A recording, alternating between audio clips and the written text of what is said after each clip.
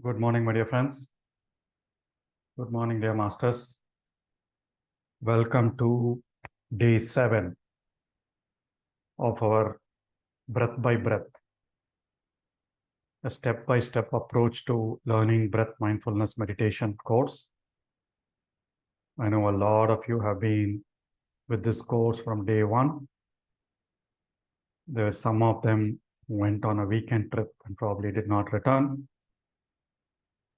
But then it's been a fascinating journey for most of us. We've been learning a lot of new things. We've been experiencing new things, new levels of stillness, new levels of mindfulness, and new levels of experiencing wholesome awareness. We will talk more about mindfulness and awareness once we finish our meditation session. Before we start the meditation session for today, I'll lay down the structure of what we will follow today. I hope my audio is clear. Yes? Okay, wonderful. So one of the secrets for effective meditation, we saw, I think, a couple of days ago, right? It's about breathing, right breathing, conscious breathing. Right breathing is abdominal breathing. Conscious breathing is being aware of your breathing all the time. And then non-judgmental breathing, not worrying about, I felt the breath here, I felt the breath there, or why is not my breath happening the right way, all right? And yesterday we saw it's the secret is about letting go, secret is about being curious. Another secret of effective meditation is about effortlessness. One of the meditation books talks about a wonderful Egyptian tale where a young boy tries to take his donkey for a walk to do some work. The donkey is stationed at some place and the boy goes and then pulls the rope tied to the donkey and tries to walk him. The donkey doesn't budge. And this boy tries to pull, tries to shout, tries to hit it and everything. The donkey doesn't budge at all. He's applying all force. He's shouting at the donkey, but the donkey doesn't budge. Seeing that, his grandfather slowly walked to the place where all this tamasha was happening. He slowly went and told his grandson, that is not the way. And then he's asked him to come close by to the donkey, side by side.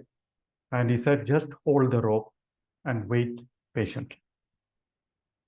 After a few minutes of silence, he said, hold the rope, walk patiently, and just keep looking at the direction where the donkey needs to go.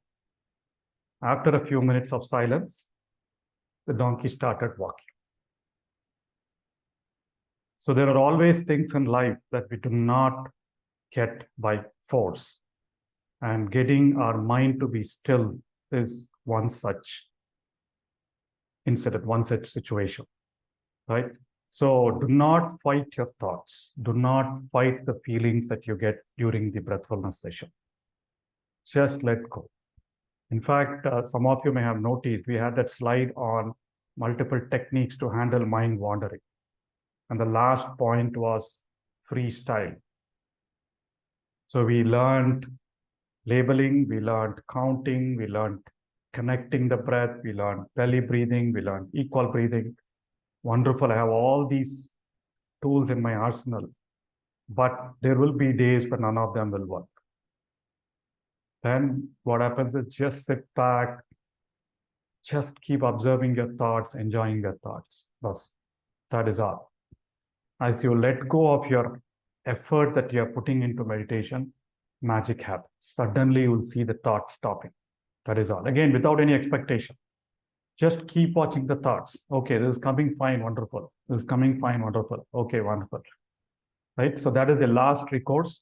Just let go. Just sit. As I said, just sitting with your eyes closed also gets into that alpha state, and there are some magic, some healing that happens just like resting.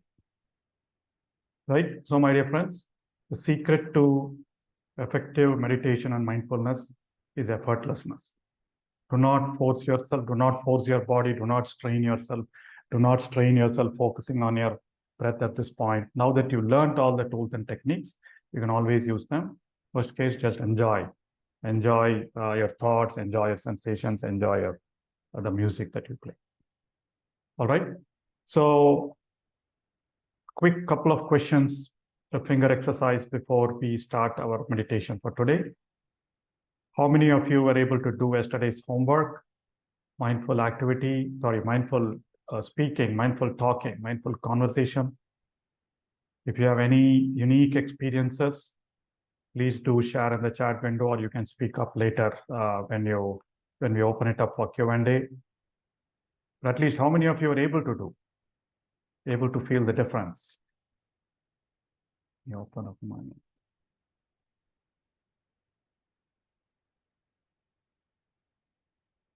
Yes. So yeah, there is a couple of yeses. Yes, I tried. Good. Wonderful. I think this is again not a one-off exercise, right? The whole idea is for us to be that way every time we speak. And it does make a lot of difference. At least it made a lot of difference for me in my corporate career.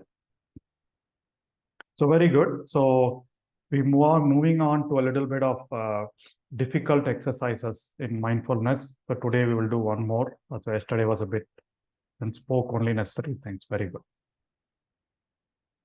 Yeah. So more than speaking is one element, but also the listening part is also very important. All right. So you would have listened to it fully, wholesomely, right, without any noise. Very good. And one last question. What are the three components of mindfulness? We had an equation. What are the three components of mindfulness? Can you please type in your answers? What are the three components of mindfulness that we've learned? Attention, awareness, and non-judgmental. Being non-judgmental, yes. Or acceptance, yes. So attention, awareness, and being non-judgmental, right? That is what is acceptance. Very good. So wonderful, my dear friends. So we will do the same. We will focus our attention on our breath. We will expand our first 20 minutes. We will focus our awareness at the nose, and the remaining 15 minutes, we will focus our awareness following the breath, right? And we will accept all thoughts, all distractions that come up without any judgment. So we want to be practicing mindfulness of breath or breathfulness for the next 45 minutes. So we will start with a 5-minute equal breathing. That is for your centering. Then 20 minutes of focusing your attention on your breath at your nose or your anchor point. I'm sure a lot of you should have been by now starting to use the nose as the anchor point. And then 15 minutes of following your breath, and the last 5 minutes of gratitude and appreciation. All right, any questions? Following the breath. So someone is asking, can you please explain again? So the first 20 minutes of focusing, your awareness is always at your nose region.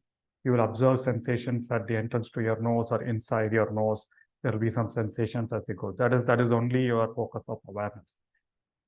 In the following step, which is the second step of following, so you just follow your breath. As your breath enters here, it passes through your windpipe or trachea, and then it goes to your lungs. And then lungs expand, absorbing, then lungs contract, sending the air out, and then you breathe out, right? There is this mechanism happening. And as you do that, there are movements in your belly. There are movements in your chest. There are maybe some sensations here, right? So all these sensations, you're trying to be aware. So you expand your awareness from here to this part. That is all, right? So you expand your awareness, just follow your breath as it travels from here to here. It's very instantaneous, right? So the breath does not The length of the breath does not expand, but you'll feel the breath coming here. Immediately, you'll feel the movement in your stomach or this thing. So you just follow the breath, follow the breath, follow the breath. So the beautiful breath travels, right? So that is what is following. The next step of flowing, we will expand it to the whole body. That we will do from Thursday, day after tomorrow. The last 3 days, we will add the 3 steps. Right, tomorrow there is going to be a special meditation. I'll talk about it once we towards the end. Yeah, I'm feeling the nose and belly perfectly fine. So you're feeling the nose and then your belly expands, right? Feeling the nose, but be aware of the time. Be aware of the subtle time difference between this and that, right? Okay. All right, my dear friends. So can we begin our meditation practice? So please get into your posture, remove your spectacles. Sit with your body straight, back straight, neck straight, and head straight. Please switch on your videos so that I'll be able to correct any posture issues. It always helps to see a lot of people joining in this group breathfulness practice. Close your eyes, clasp your fingers, cross your feet, be conscious of your body, and begin with the 5 minutes of centering, which is equal breathing. Bring your attention to your nose.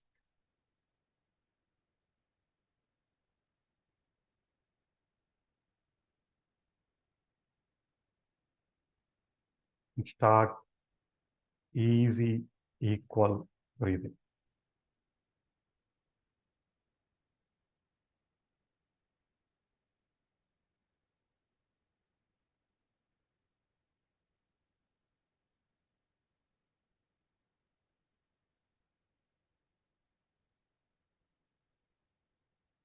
Play some light music. Just continue with your equal breathing.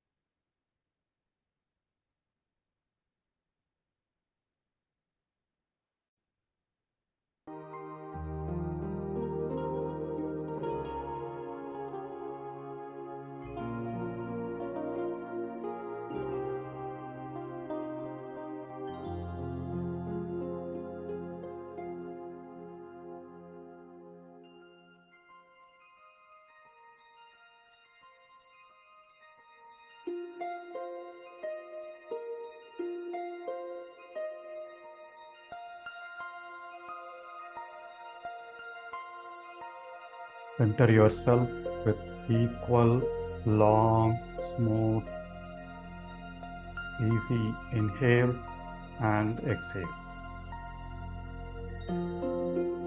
Be aware of 3 things. Your conscious inhale and exhales, the movement in your belly, and your counting till 3 or 4.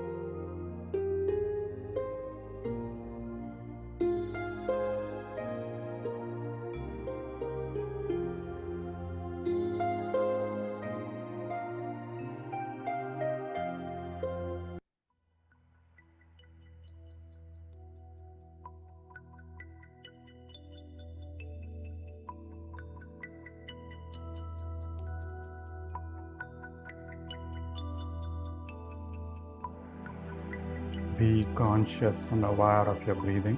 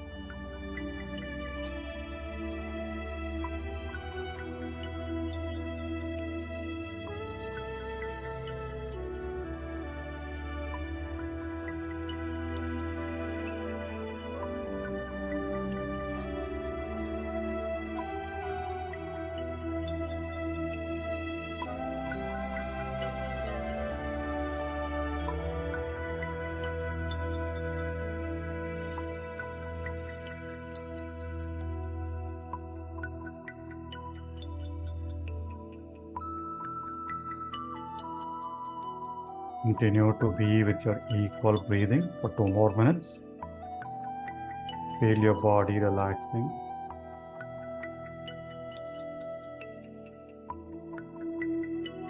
Feel your mind getting centered.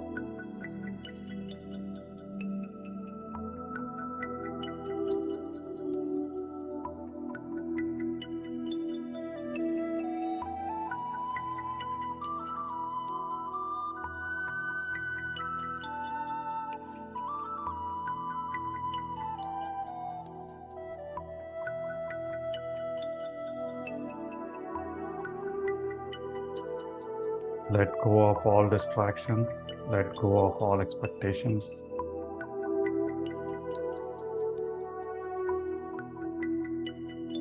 Just have the intention of being with your breath for the next 45 minutes.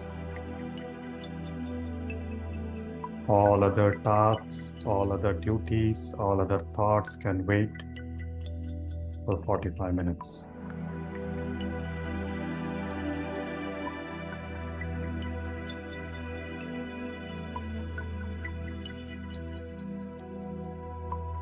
Keep your head, neck, and chest straight.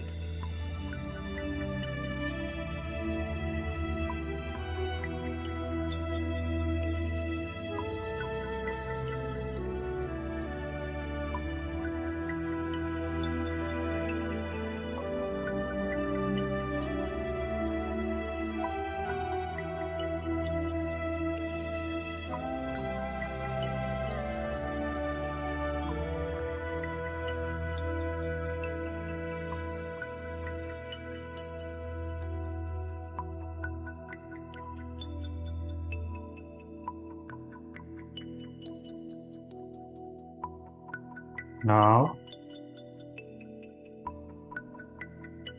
we will move into the first step of our observation of our normal breath, my dear friends. Stop your equal breathing. Bring your attention to your nose and start observing your normal, natural breath as it enters and leaves your nose. The next 20 minutes, all your awareness and attention should be at your nose, watching the breath go in and out and feeling all sensations at the entrance to your nose or inside your nose. Nothing else. Be relaxed, no strainful effort.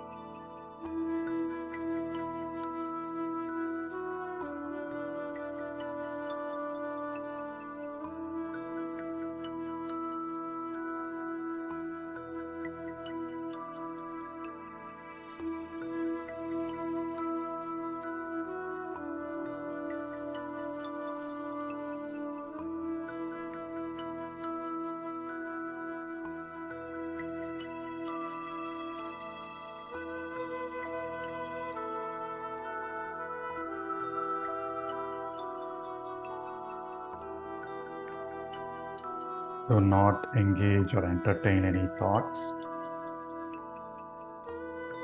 They can wait.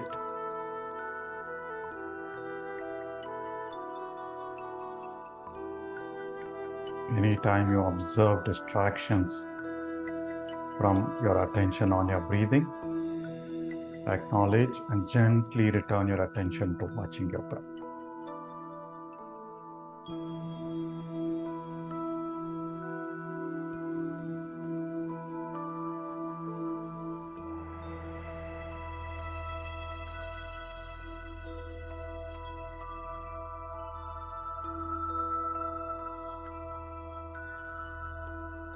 We are developing the skill of focusing or concentration in this step.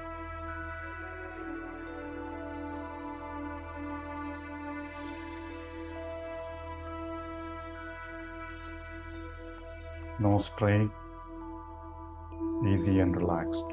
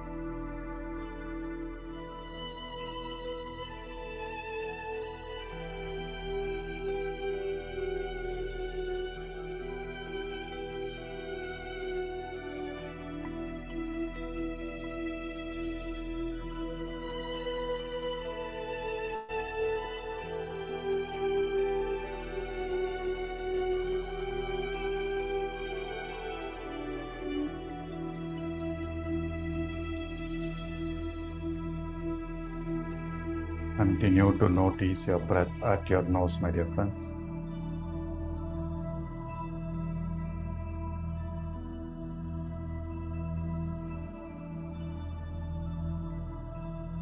Only goal in this step to observe the breath at your nose.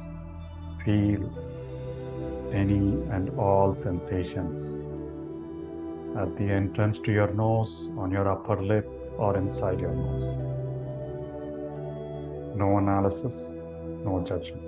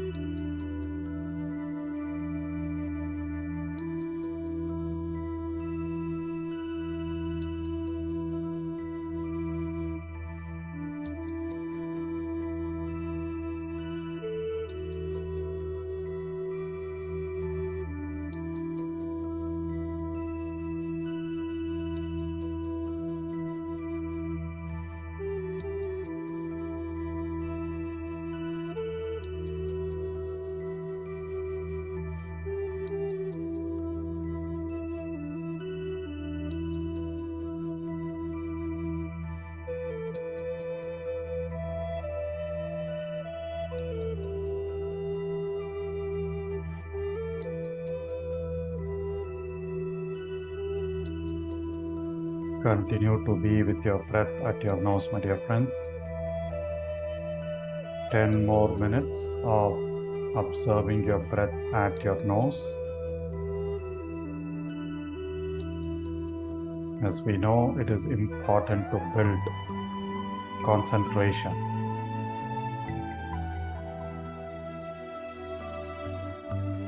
For any mindfulness activity, we are developing the skill of focus and concentration in this step.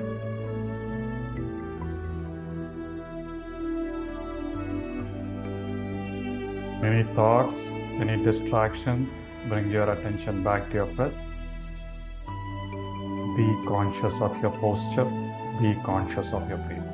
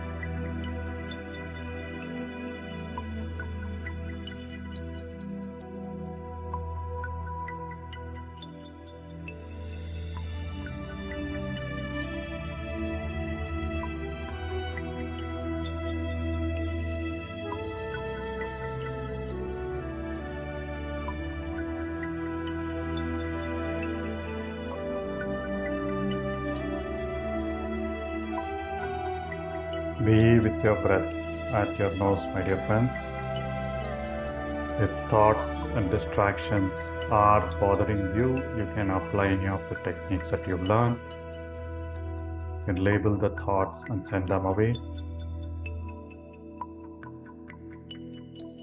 Just observe your inhale and exhale, all the sensations due to your inhale and exhale at your nose region only.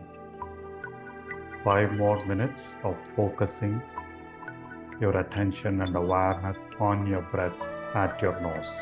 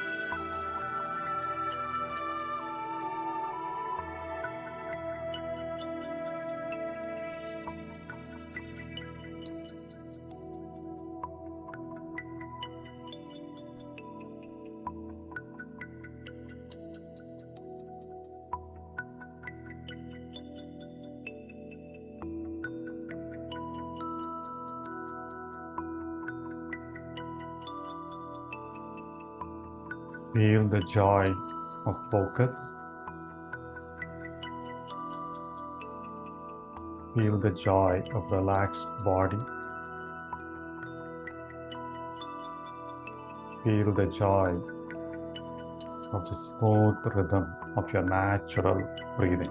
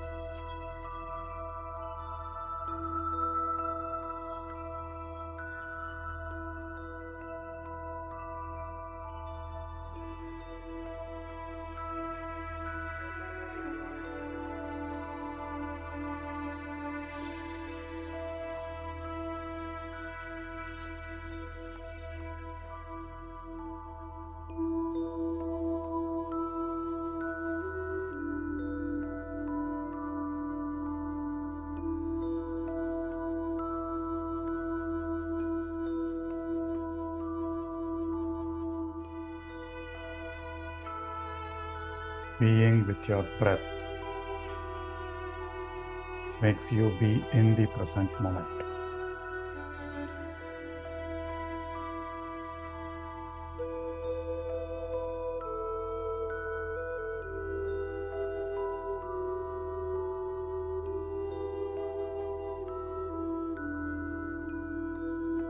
Wonderful, my dear friends. Now, let us move into the next step of following your breath. Expand your awareness from your nose and try to follow your breath as it travels from your nose to your throat region, through to your lungs, and feel the sensations and movements that it causes in your stomach, in your chest region or throat region, or even your nose. Just follow your breath and be with all the movements and sensations that your breathing causes on your body. Avoid focusing on other sensations, other thoughts, other distractions.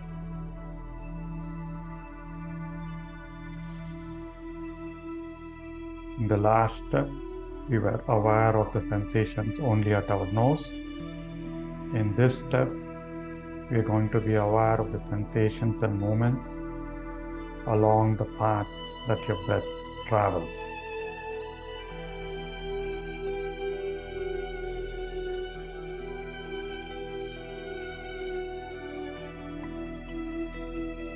Your attention should be on your every inhale and exhale.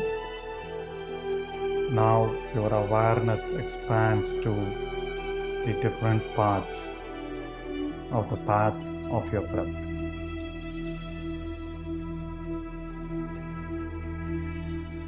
"15 minutes of following your beautiful breath."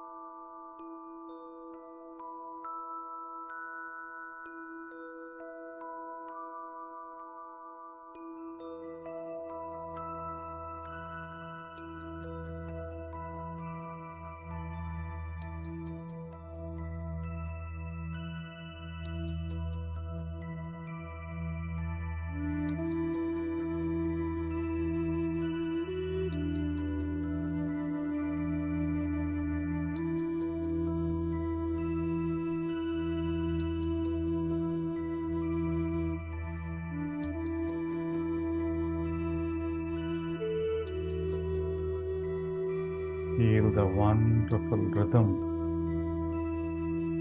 as your breath happens every moment.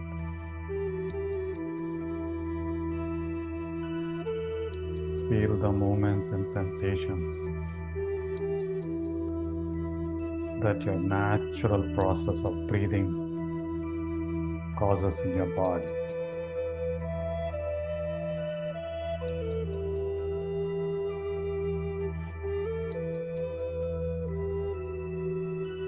Experience the joy of breathing every moment.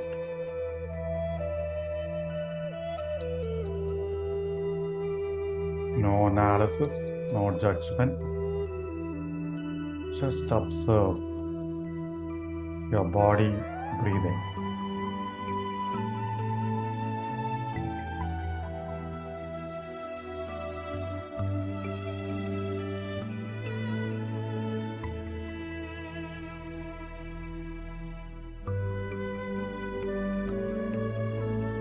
Follow your beautiful breath. 10 more minutes of following your breath.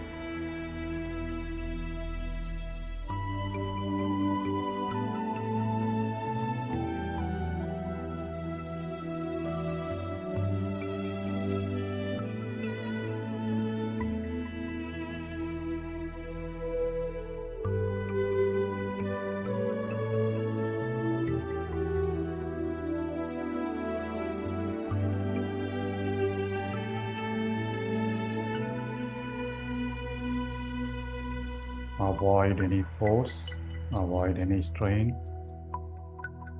Feel your body relaxed. Keep your shoulders, neck, and head straight.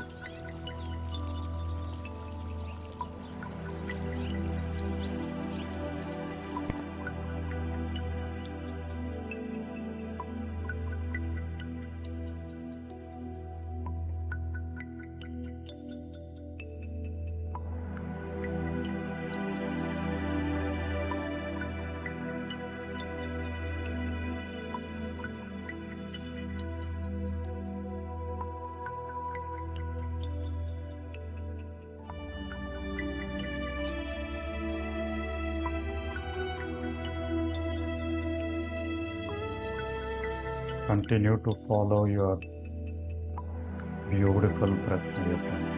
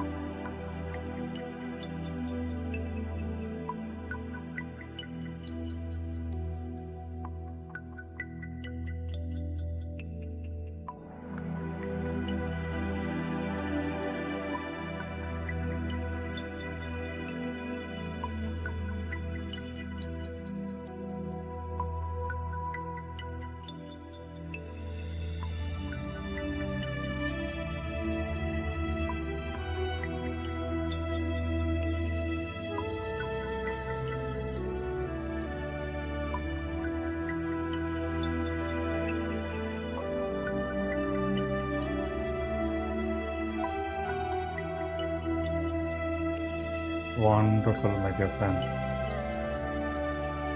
Continue to observe your breath.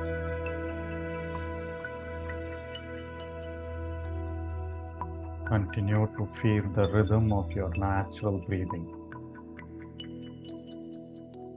Feel all the movements and sensations in your stomach, in your chest region, in your throat region, in your nose.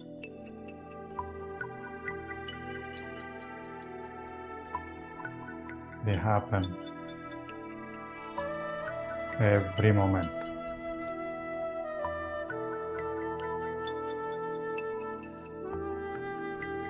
We are learning the skill of awareness by being aware of the minutest sensation, the smallest moment that happens. Breath is your guru. 5 more minutes, my dear friends.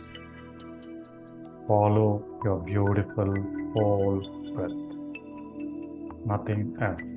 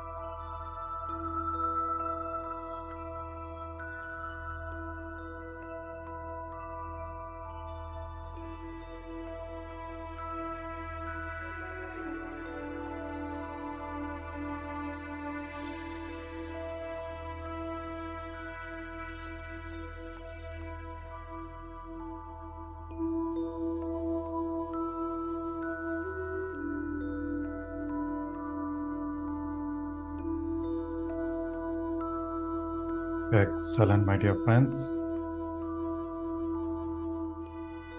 With that heightened feeling of concentration, joy of awareness, relaxed body, and a blissful mind. Now let us move into the stage of expressing gratitude. Slowly bring your awareness and attention to your heart region. Bring up the feeling of gratitude. First, recall your experience in the last 45 minutes. Say thank you to yourself, your mind, your body, and your breath.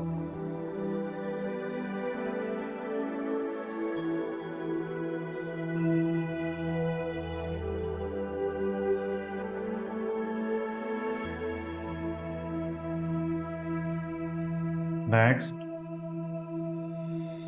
recall 3 things, people, or situations from the last 24 hours. Bring each one of them to your mind and say thank you to that person, thing, or situation. Whatever we are thankful for grows.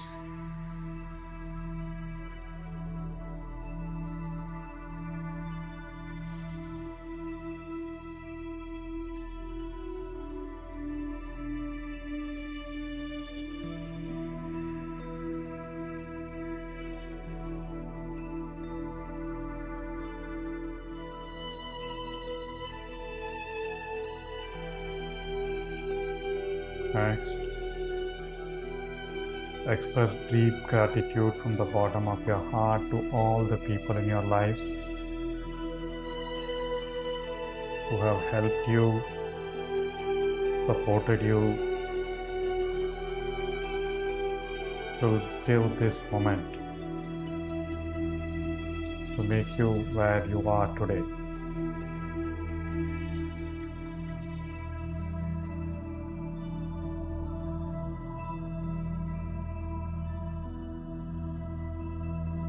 Lastly, express gratitude, say thank you to our environment we live in, the water, the air, the earth, nature in terms of greenery, and all beings on this planet that help the ecosystem and the environment comfortable for us to live.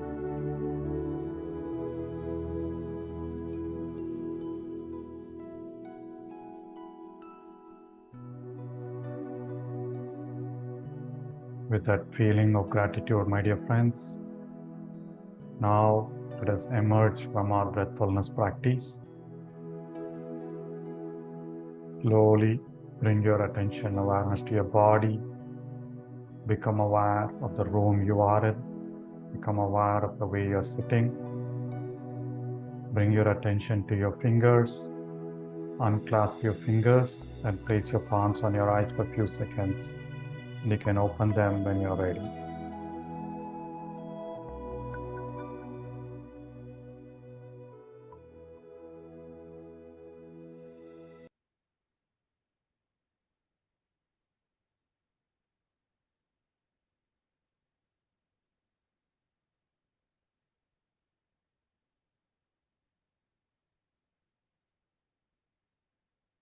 Wonderful.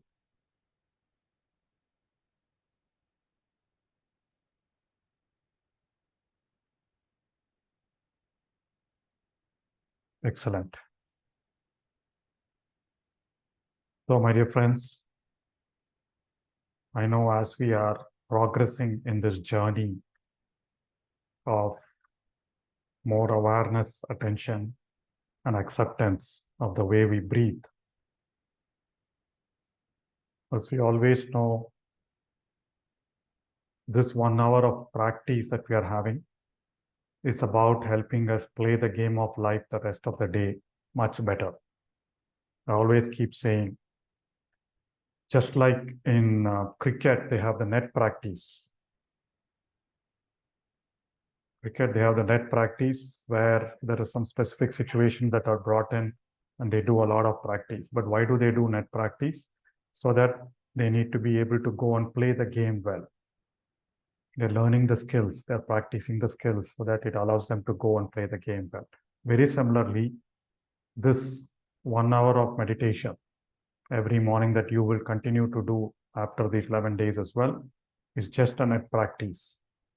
We practice every day, just like we go to the gym. This is like your mind gym. We practice, and then so that all these characteristics of mindfulness are going to help us during the day, during our mindful conversations, during our mindful activity, during the way we deal with people, the way we respond to situations, right?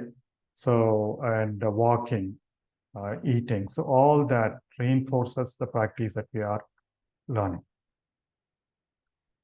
So today, I'd want to talk a bit about the core foundation, the foundation wisdom on which breathfulness is based on. So all of you know about the story of Gautam Buddha. So Gautam Buddha was destined to be a teacher of wisdom, a teacher of, or at least he was destined to spread wisdom and awareness to the masses. But his father kept him isolated from the world. He did not want him to be a monk or a saint.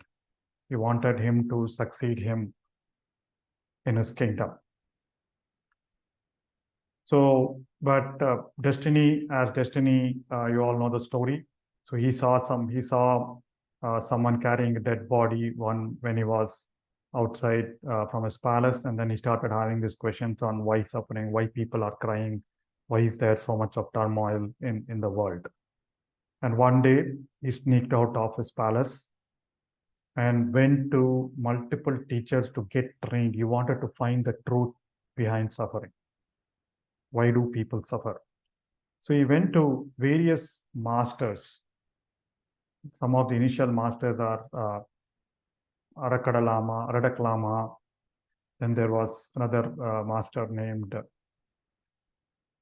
several big masters who taught him meditation. Another master named Udaka Ramaputta. So they taught him meditation. They taught him this practice of calming the mind through concentration. So because Buddha was very inclined for that, he was able to learn that meditation practice and process very fast. So within no time, he was able to learn all that master had to offer. And the master said, now you know everything. You know the solution to life, you can go. But Buddha did not feel custom. Still did not get the answer. So he went to another master. He went to another master. Everyone taught him.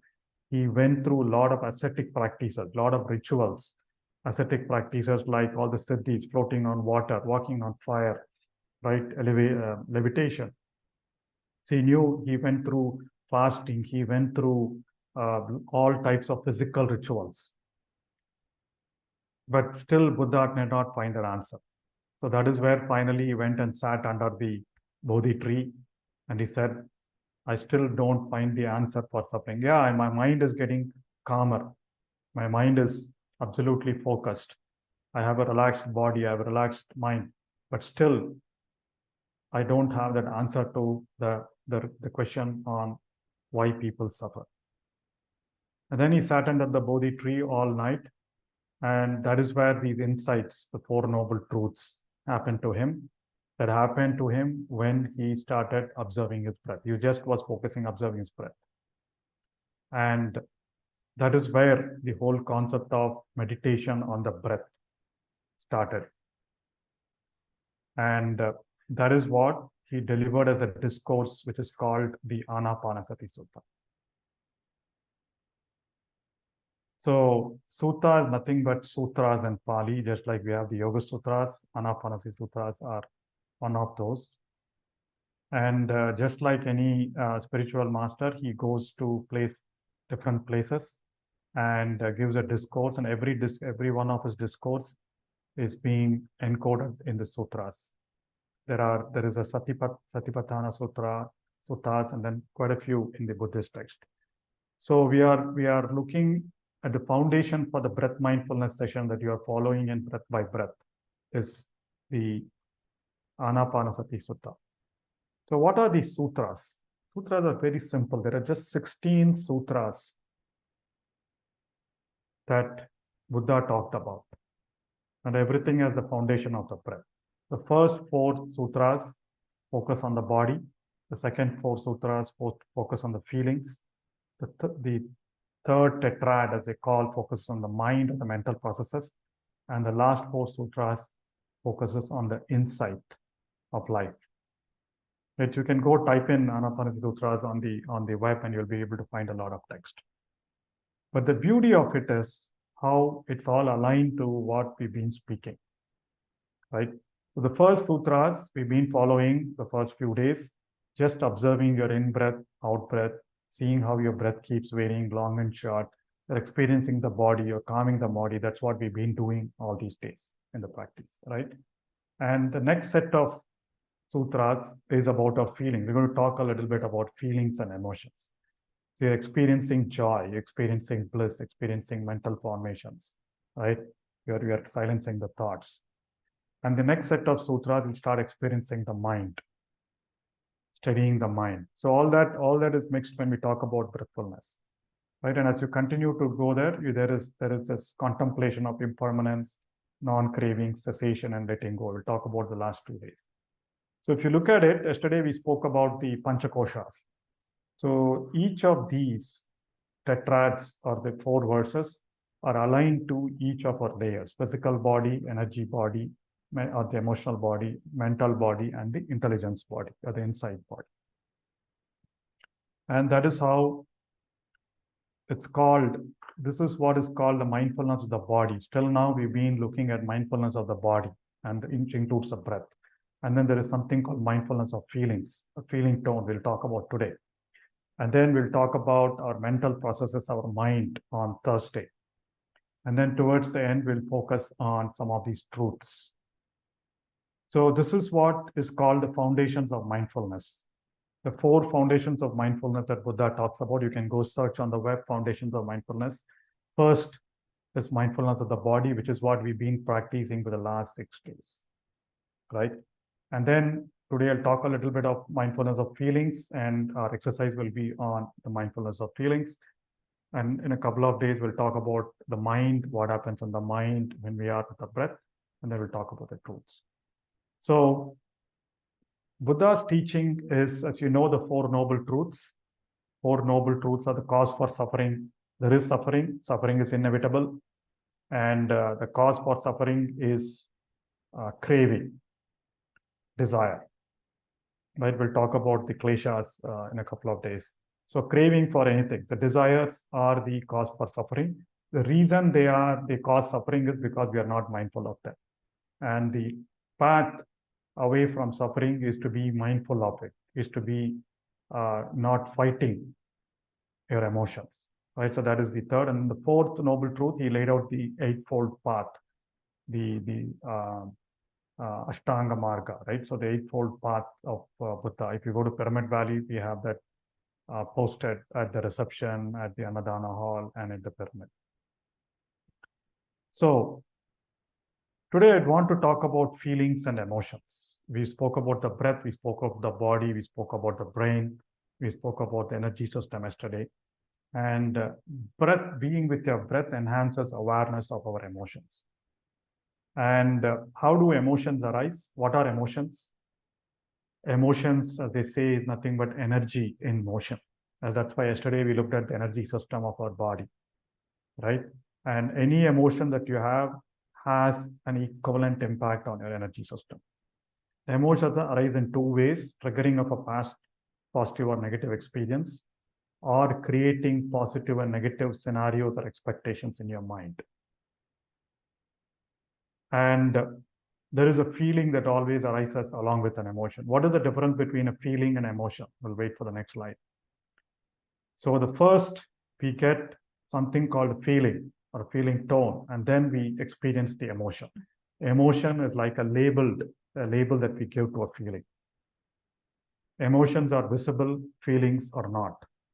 You may feel sad, you may feel angry, you may feel frustrated, you may feel calmness, you may feel joy. All these are different emotions. But the base feeling that you have is you are unhappy, or you are happy, or you are satisfied, right? And that is what Buddha calls these as feeling tones. Feeling tones are only three types: pleasant, unpleasant, and neutral. So this is the emotion loop. And it's interesting how Buddha, as a spiritual scientist, said focus on your sensations in your body. So how do feelings, how do emotions arise in our body? Very simple. So first, our six senses are the gateways to the world. So we hear a sound, we hear someone telling us something, we're seeing some visual, we are feeling something, hot, cold, sweat, right? Or there is a thought that comes in. The sixth sense is your thought.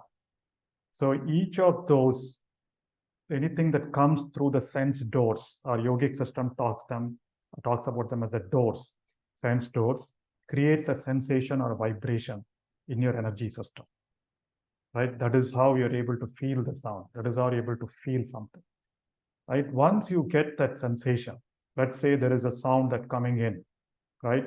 And there is a sensation of that sound in your mind. And the mind immediately jumps in. It perceives what the sound is, it attaches some meaning. Let's say there is a dog bark, and the mind says, this is the bark of a dog. For some of them, when we are young, we don't know what is that sound. Someone tells us that this is the bark of a dog. So immediately it registers in our mind. The mind now says, it is the bark of a dog. And then immediately what happens? There is a feeling. Either there is a feeling, oh, it's a bark of a dog, I'm neutral. Or there is a feeling, oh my God, why does it annoy me? You get a feeling of annoyance, right? But before you know it is an annoyance, there is a feeling tone in your body somewhere. You get that feeling of pleasant, unpleasant, and neutral. As soon as you see unpleasant, then the mind colors it further, saying that, oh, this is annoying, it is frustrating. And then the other related thoughts on why do dogs keep barking? Why can't the neighbor take care of it? Why does it have to bark, especially when I sit in meditation? After I send all the people from home, I thought I'll spend some time at home in my meditation, right? So all that additional thoughts give rise to further emotions. You label the feeling. And then immediately what you say, there is a behavior. Either you get frustrated, shout and if that is a dog right next door or whatever, you shout at it, or think about a neighbor, or call the phone and tell someone, right? So, or if the same thing happens in your conversation with your kid, with your parent, with your spouse, with your colleague, the resulting behavior will be either anger or a sense of, oh my God, these guys are like that, or whatever, right? So this is the emotion loop. And a lot of psychology, most of the psychology practices focus on this part of it. Handle your emotion, handle your feelings, handle your behavior, right? Mindfulness focuses on it. But what Buddha said is catch it as early as possible, right? He said, all of our suffering is because we label those feelings as pleasant, unpleasant, and neutral. So what is it? This is where craving starts happening, right? You crave for feelings that are pleasant, and you crave for avoiding the feelings that are unpleasant, neutral or okay. So this is where you desire to avoid or you desire for a particular feeling. And that feeling could be coming through anything. Could be your food, could be your friends, could be your thoughts, could be television, could be your phone, whatever it is. But at the base, it is the pleasantness or unpleasantness of the feeling. That is what we'll talk about our exercise today. And then he went one step further. If you look at the Anapanasati and Vipassana, he said, observe your sensations, right? Catch it at that level. Feel the sensation. Okay, now I'm feeling that sensation. Okay, now it's going to turn into some feeling. Now let me catch it there, right? So all your cognitive behavioral techniques focus on, okay, now we have this feeling. How do you address this feeling? How do you address the emotion? But mindfulness meditation starts at your sensation. That is why I keep repeating. Observe the sensations here. Observe the sensations in your body, right? And then, because first they happen at the sensation level, you're mindful. So you have a lot of time between the moment your sensation arrives, your mind causes the pleasant, unpleasant thing and your behavior. So that time is what allows you to respond to situations instead of reacting. Again, the response does not need to be outward. It could be inward as well. Judgment. You'll immediately avoid judgment. Immediately avoid regret. Oh, I see it. Why am I regret? Why am I judging? Right? So that is where this whole thing happens. And source of these sensations and feelings are changes in the energetic vibrations of our energy field. So yesterday we saw the nadis, the chakras, right? And it's very important to have that flowing. So the moment there is a change of energy, there's a sensation or vibration there, you'll feel something. All right. So tomorrow we're going to do a body scan meditation. It's going to be a longer, they will not cover any theory, but it's going to be minimum an hour long, where we go through every part of our body, try to feel sensations and relax it. It's going to be an absolutely relaxing feeling. And that body scan allows you to free up a lot of those energy blocks so that you will be able to start feeling your sensations and feelings a lot more. So negative emotions. Okay, so emotions arise because you're not mindful of the feelings. I hope you're able to see that, right? So the moment you're mindful of your feelings, you'll not result into emotions. You cut the loop somewhere there. Just like whenever you have a thought, you're bringing your attention back to your breath. You are aware of the entire feeling cycle and you're cutting it so that it doesn't result in emotions.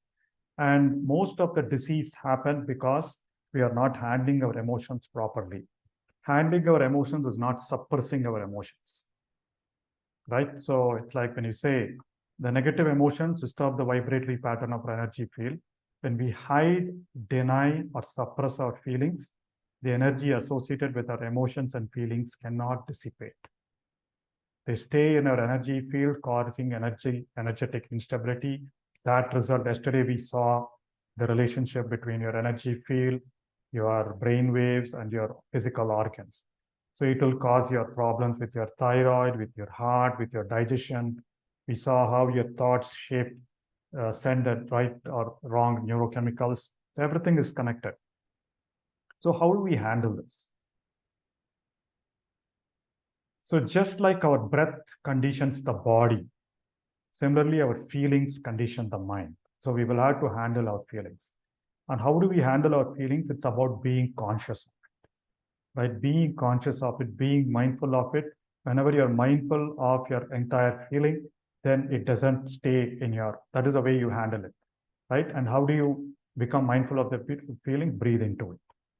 The act of feeling things fully, mindfully, is what keeps them away from conditioning the mind. We said our breath conditions the body, right? When different emotions changes our breath. Now we are using our breath to handle our emotions. And when we are not aware of our feelings, we are driven by them, pushed around, right? And then that is how we are slaves to our emotions and feelings. With mindfulness meditation, we are the master. We can always handle our feelings, we can handle our emotions, we can handle the way we respond to things. The practice is just this thing. Notice them, experience them thoroughly and fully. The secret is just observing them handles it. It gives you freedom to respond to things or not. Every little thing doesn't knock you for a loop, right? Doesn't knock you off your balance. You begin to see that it's all workable. You become the master of your reality. You become the master of your emotions. You become the master on how you respond. That is where you develop equanimity. That's what is stillness. You're absolutely still. You know what to handle. In that stillness, your intuition flows, your spontaneity flows. You might have some of you who have practiced mindful speaking and listening yesterday, you would have seen. When you deeply listen to somebody, your answers come spontaneously and automatically. It's not a thought thing. So, my dear friends, all our stories in our mind, we'll talk a little bit more on Thursday on our mind. And all these feelings and emotions that we have suppressed get settled in the consciousness of our mind, in our memory. And those become something what we call as imprints. There are certain imprints called samskaras that we carry from the past births. There are something that we create this birth every moment, right? And with mindfulness, two things happen. We don't create those imprints, number one. And then, as we will see on Thursday, how mindfulness meditation cleanses the existing or the past imprints as well. That is what is coming up as emotions and thoughts when we do your meditation, right? So the secret here is calming the mental process is about conscious breathing and mindfulness. When a feeling arises, using the conscious breathing, you stay with the feeling, oh, I'm afraid. Oh, I'm judging someone, right? I am unhappy.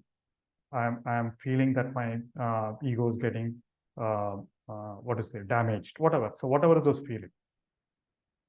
Once we start becoming mindful, conscious breathing and mindfulness take the power out of the feeling, so it doesn't condition the mind to get hysterical. Our feelings lose their potency once we throw the light of mindfulness on them. And there is a wonderful acronym or a method that some of the books talk about. Dealing with your emotions, there's an acronym called RAIN. Recognize the emotion that you're having. Accept. Again, acceptance comes with the flow. Accept the experience, allow it, do not fight it. And then slowly, when you are resting, investigate. Examine what you're feeling with curiosity and kindness, not judgment. It could be because of a past incorrect reasoning. It could be because of an assumption. It could be because of imagination. We will talk about the right knowledge and wisdom on Thursday. And then absolutely do not identify. View the emotion as a passing event rather than it being a part of you. Just like we heard about the Zen master talking about this too shall pass, right? Every feeling, every emotion passes. That is what Buddha's truth about cessation and impermanence. Everything arises, everything falls. Everything arises, everything passes away. That's the law of impermanence. So there's no point harboring anger, no point harboring frustration, no point harboring judgment, both against us as well as others. So that's the wonderful teaching of Buddha. And then we will continue to progress. The way you might have seen, the way the course is structured is to take us through those 4 foundations of mindfulness. We will talk more about the mindfulness of thought or mental process on Thursday. So today's exercise is very simple to talk about, but it's probably difficult to practice. So today's exercise is mindfulness of feeling tones. As you go through your day, as you encounter different situations, I want you to observe anytime you feel angry. I'm sure your mindfulness has developed over the last 7 days to an extent where you'll be able to recognize your emotions. Recognize when you are feeling angry, when you are feeling bad, when you are feeling good, both joyous as well as bad experiences, right? So when you do that, anytime you speak, anytime you have a feeling, just note down which part of your body are you able to feel that pleasantness, which part of your body are you able to feel that unpleasant. So any pleasant emotions or unpleasant emotions, as we know, there is a tone, pleasantness, unpleasant. Just think about it. Is it pleasant? Is it unpleasant? Is there some part of my body that's showing me? Like, for example, anger, immediately will feel a certain set of anger is also more on the stomach. That is why people who are angry, people who are always frustrated, people say they have too much of digestion problems, right? And then for people with a lot of regret, lack of love for themselves as well as love for others, it's more the heart region. And people who feel all their lives, they are carrying the life's heaviness, the load of life. They are the soul guys. Nobody is bothered about the world. Only I am bothered about the world. It's more about the shoulders or the back, right? Because they're trying to keep the world straight. So there will be different points. Some of you might feel it in your arms, some of you might feel it, some of you might feel it in your face, different parts of it, right? So today's exercise, be mindful of the feeling tone, be mindful of the sensation where it happens. Note it down in your journal. I hope all of you are writing things down in your notebook. I mentioned that the first day. So that is today's exercise. I will also explain that in the WhatsApp group once we have the recording out. All right. So with that, my dear friends, mindfulness of feelings, wonderful discovery of Buddha. And that is what we've been following. Just by being with the breath does wonders. We saw it does wonders to healing your body. We are seeing now how it helps calm your emotions. And tomorrow, whatever tomorrow we'll see how it also helps cleanse a lot of those bottled up imprints from our mind. All right. And once we are calm, we are all connected to our intuition and all insights start happening. And as I said, tomorrow it's going to be a special meditation. We're going to do a body scan of 1 hour that will allow you to feel a lot more sensations subsequently. And please join us at 6 a.m. sharp, and we'll start it. I think it'll at least go till 7:05 or 7:10, and then we'll see what we can talk about or we can ask questions. So with that, let's open up for questions, my dear friends, and questions and any sharing that you may have. Let me first allow you to unmute.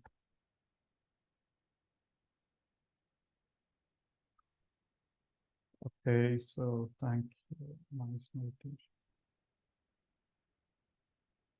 Feeling pressure throughout the day, wonderful. Would 11 days be enough? 11 days is enough for the rest. Instructions, but the practice is lifelong. I have frozen shoulder. Does that mean I'm carrying the load? If that gets released with meditation, my shoulder would heal automatically. So I don't know whether you are carrying the load, Vikal sir, but definitely frozen shoulder will get solved with meditation. Again, as I said, anything that bothers you, throw the light of awareness at that particular point. Equal and nose breathe. This first and second stage is going on well, sir. Third stage, I'm not able to follow. Do we inhale through both the nostrils and exhale through both the nostrils while breathing? So, ma'am, there's nothing that you need to do specifically. You just need to do your normal breathing. That is all. Just don't worry about one single breath. You just feel your breath. In the second step of focusing, you're just focusing your awareness here. In the next step of following, you're just connecting it to some other points of your breathing as well. Feeling is more with left nostril. Wonderful. That's okay. So left nostril, again, it depends on the time of the day, your mood. All right, felt itching, but I just observed it vanish. Wonderful. Okay. So we have a couple of hands raised. Yes, Anila, ma'am. Good morning, sir, and deep gratitude for guiding us in this journey. Thank you very much. Sir, I have two questions. When I'm doing the observation and focusing on the nostrils, I feel that involuntarily I'm breathing very fast. And that is kind of contrary to what was told during the equal breathing, that we have to bring it up to 6 to 8 breaths in 1 minute. And that's how we take care of the stress anxiety part. So I'm just kind of worried whether I should do the observation for that long, because I feel that my palpitations are kind of increasing and the breath rate, I mean, the breathing is just kind of faster. So that's the first question. And the second question is that you spoke about correct posture. And I feel that when I'm deeper in the meditation, my posture is again not in my control and my neck is jerking a lot. So how do I take care of that? Thank you, sir.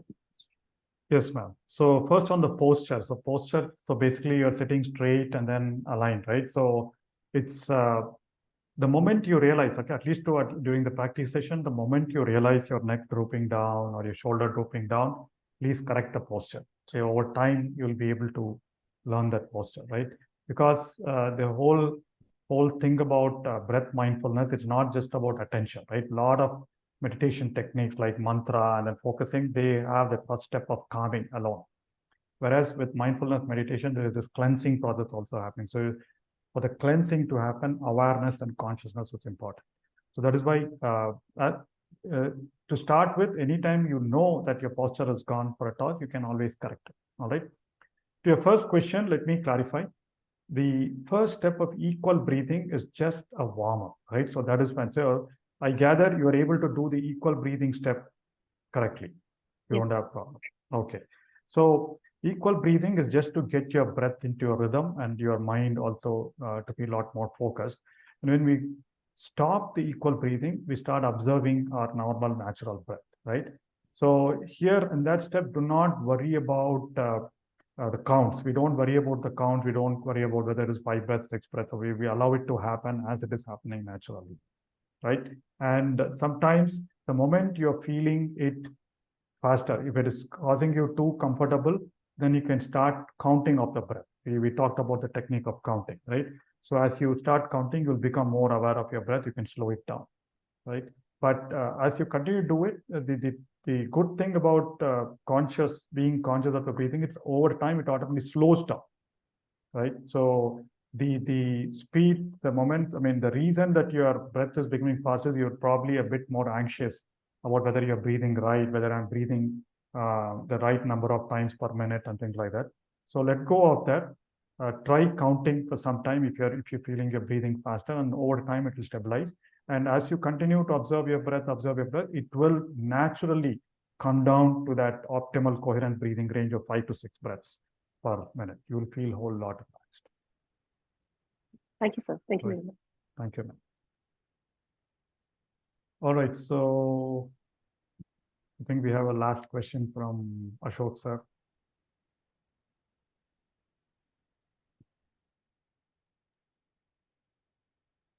Sir, namaskar. My gratitude, sir. Sir, I just want to appreciate myself. We know that we have memories of past lives and this life. And that actually result into our perceptions and our beliefs. And according to that, we get feelings, and then energy in motion is emotion, and then our behavior is there. So, and we are learning techniques and skills to be calm. Our mind will be calmer because we are actually reducing the energy of our feelings. We are making it neutral. So maybe that at the ultimate result, maybe that we are not happy or we are not sad. If the situation is very, very happy, even then we will not feel happy. And even the situation is very, very sad, we will not feel sad. I think that may be the ultimate result. But the memories will remain. If we are able to delete those memories, probably the things will be better. Is it required or only practicing so your question is more regarding if we wipe away the memories, it's not good? Yes, sir. But whether it is necessary to wipe out the memories so that we are free from our karmic effects also, cause and effect also, and as well as, or whether this practice, if we do it religiously or continuously or persistently, the things will automatically set right. Yes, sir. Good question. Yeah, so we are not trying to wipe away the memories. That will be disastrous, right? So what we are trying to remove is that coloring of emotion that is aligned with that thought or memory, right? So there may be a memory of a fight or some person who spoke ill about us in our family or at home. We might have a memory of that particular person in our mind. But what makes that memory strong is that coloring of that thought or memory with an emotion, right? We were unhappy, we felt insulted, we felt bad. So with mindfulness meditation, we are trying to remove those colors, remove that emotion. That is all. So tomorrow, so in fact, that's where craving is that attachment, right? Attachment to wanting something or avoiding something that you don't want. So that craving goes away. So tomorrow something happens, you see the same person. Till last week, you probably had very, very angry thoughts every time you think about that particular person. But next week that person appears, you're okay, you're normal, right? You know that particular person, you remember the name of the person, you probably also aware that that guy did something to you several years ago, but then you will not have that emotion, you will not have that past emotion coming. So with mindfulness, when you say cleansing, it's just cleansing of that unhelpful emotion. You handle that emotion fully and let go. As we said, that emotions is what causes that disturbances in your energy system, not the thoughts. Thoughts will remain. So, sir, then let it go is also a part of our exercise. I mean, let it go. Yes. That means let us forgive and forget. So it means the cutting. There is a technique called cutting of cord. Cutting of cord means cord attachment to the memories. So that technique is not required. We need not go through that. Yeah, even attachment to memories also. Memories are okay, sir, but the attachment is what we are trying to let go of, right? So that's what I said. The attachment is different, memories are different. So memories are there. It's like things on a computer hard disk, they'll all be there. But what causes suffering, according to Buddha and all psychologists, is that attachment to that emotion part, right? You feel good. Again, that same thought, same memory in two persons, the memory will be the same, the thought will be the same. But the emotion that they attach to it, one person might feel it good, one person might feel bad, one person might feel it okay, I don't care. Right? So that should I infer that let it go feeling of let it go means forget and forgive is just reducing or zeroing the energy to the feeling means we are Yes. actually Yes, you're letting go of attachment to the feeling. Yes. Okay, sir. Thank you, sir. Thank you, sir. So what about this one question? What about positive ones? Let go of positive emotions too. Yes, positive emotions, again, you can feel happy in the moment, you can feel sad in the moment. But what we are letting go is getting attached to it, right? So positive emotions are fine. So they happen in the moment and they go away.